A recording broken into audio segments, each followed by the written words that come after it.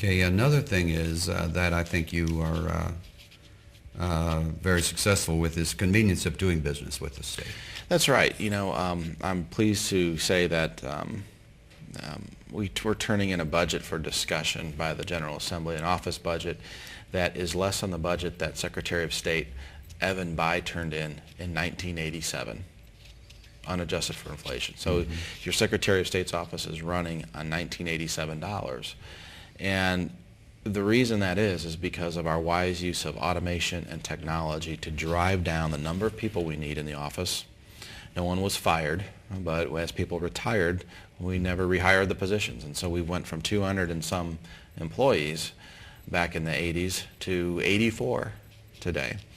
And I get this question a lot around the state. Todd, why don't you set up a satellite Secretary of State's office in this region or in this county? And I said, I want every computer to be a Secretary of State's office. And so you'll see that almost all of your transactions at the office are done online, 67% of them.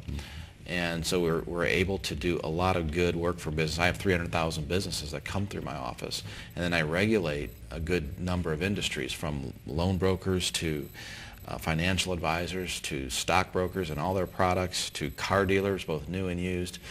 And by making their transactions with our office online and more convenient, we drive down their costs as well. And so at the Secretary of State's office, we're very proud of that because there's a lot of sacrifice that went into that, and a lot of hard decision making that went into that. But we think it's medicine that's going to pay off for businesses that choose to relocate here or grow here in the first place. Then, the legislation is in session, Yep. and we have less than a month. Yes. What are some of, I know we talked about Senate Bill 452. Yep. What is some other legislation currently that is of concern to you? Well, I have a whole legislative package that involves more than just vote centers, and including the idea of online voter registration for some of us. Those of us that already have a record with other government agencies ought to be able to update or register for the first time online without going through the form process. That'll make the data entry much more efficient, much less costly, but keep the security in place for our voting process. I also think if you're a local candidate, some of our local candidates, whether running for sheriff or prosecutor or some of the other high-profile offices, sometimes raise just about as much money as I do when I run for office, yet none of their expenses or who gave them money is exposed to the digital light of day. So another bill that we have would require that they file an electronic courtesy copy with the Secretary of State, and like the other offices that do file with me, we will put that on the internet before an election, so a voter can actually go to the internet, see who gave what to whom, and then go to the voting booth. For offices from governor all the way down to local offices that spend or raise more than $10,000. And so we're getting good feedback for that, and it's another one of those good government measures that why it hasn't been done by now can't explain, but it's time we do it. We have, when you're campaigning for office, that's a public trust.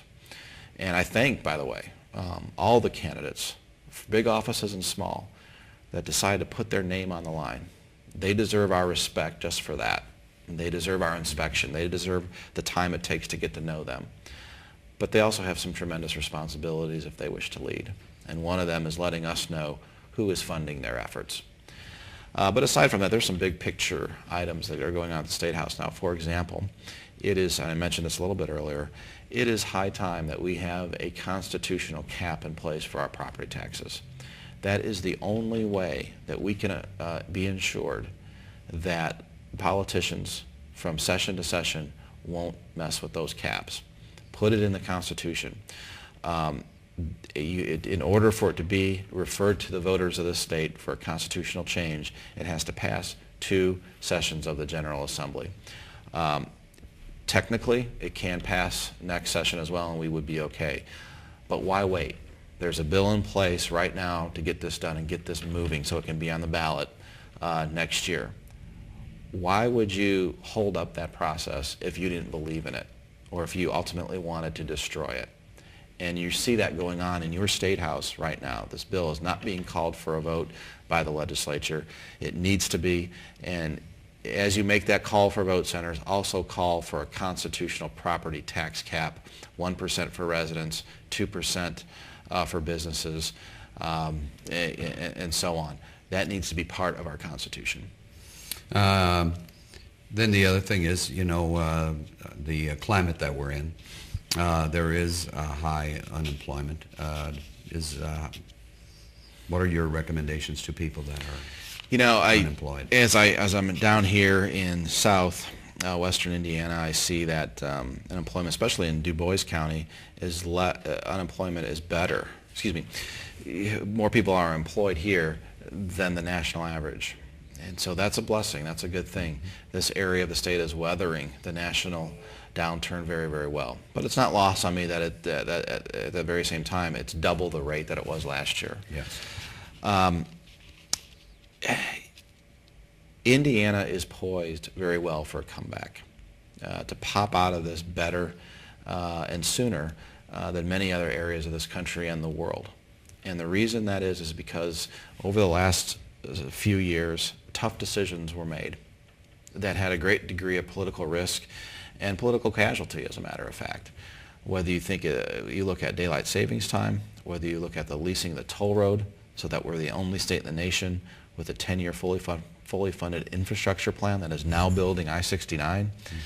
We're the only state in the nation with a balanced budget and $1 billion surplus. We're not in that kind of shape because the decisions were made from a politically easy standpoint. It was politically tough. But because those decisions were made, that might have tasted to some of us bad at the time. We know we know it now to be medicine that's going to make us stronger and better in the future. And that's why I'm pleased and willing to continue making those tough decisions that may not be politically easy. And that's not what leadership is. Leadership is doing the hard thing. And I think we're blessed to have certainly some leaders around the state that are willing to do that. We need more. And as voters and taxpayers, we ought to demand more of those like us in public service. Expect the tough decision to be made. But then when it's made, if you get a fella or a lady who agrees with you 70% of the time, this was Reagan's quote, President Reagan's quote, that's your best friend. Accept that tough decision, so they can keep making more of them. We need to get to that culture in this state. And I think we're on our way. Good. Any final comments? No, I'm pleased to be back in southwestern Indiana. Look forward to bringing my wife and my our 1-year-old down this summer. Maybe a little bit of Holiday World. Maybe it's time for him to get a little taste of that. But we love this part of the state. We're from the opposite end of it, but we're Hoosiers through and through. And we're all in this together. This is one Indiana, and that's why I like coming down. Well, it's great to have you in the area in Jasper, Indiana, and we welcome you back anytime. Thank you, Mr. And Todd Rokita, Secretary of State, we want to thank you for being our guest. Absolutely. Thank you, sir. Thank you.